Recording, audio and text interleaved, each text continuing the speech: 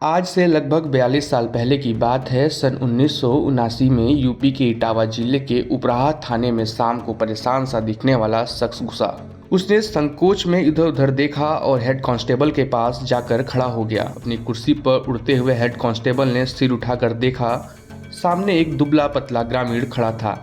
मैला कुर्ता, पछाट स्टाइल में बंधी धोती और नंगे पैर। मन ही मन खिसियाते हुए कांस्टेबल बोला, हाँ क्या काम है? सामने खड़ा फरियादी किसान बोला तो उसकी भाषा हेड कांस्टेबल को समझ नहीं आई। उसने दोबारा पूछा, अरे हुआ क्या? इस बार उस किसान ने बताया कि वह मेरठ से अपने रिश्तेदार के घर आया था यहाँ से बैल खरीदने, लेकिन राह में किसी पॉकेटमार ने उसकी जेब काट ली और पैसा चुरा लिया, लिहाजा उसे FIR लिखानी थी। हेड कांस्टेबल ने आंखें तिरछी करते हुए पूछा, मेरठ से इतनी दूर बैल खरीदने क्यों आया? भाई क्या सबूत है कि किसी ने तेरी जेब काट ली? हो सकता है कहीं गिर गए हो या फिर उसकी दारू पी ली हो तूने और अब घरवाली के डर के मारे चोरी का नाटक रच रहा हो। कुल मिलाकर पुलिस वाले ने कह दिया FIR न लिखी जाने की। किसान उदास होकर एक कोने में खड़ा होकर कुछ सोचने लगा। एक सिपाही ने उसे अपने पास बुलाया। दोनों में बातचीत हुई और तय हुआ कि अगर किसान कुछ खर्चे पानी का इंतजाम करे तो उसकी रपट लिखवा दी जाएगी। किसान ने हामी भर दी और मुंशी ने FIR लिखनी शुरू की। पूरा मामला लिखने के बाद मुंशी ने कहा, बाबा दस्तक करोगे या अंगूठा टेकोगे? किसान बोला, पढ़ा लिखा ना हूँ,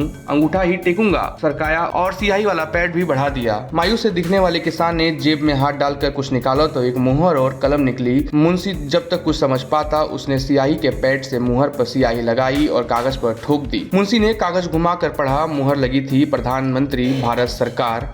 मुंशी जब तक कुछ समझ पाता किसान ने हाथ में थामे पेन से लिख दिया, चरण सिंह। अब थाने में भूकंप आ गया। पूरा थाना हैरान रह गया कि देश के प्रधानमंत्री चौधरी चरण सिंह उनके थाने में किसान बनकर रपट लिखाने आए थे।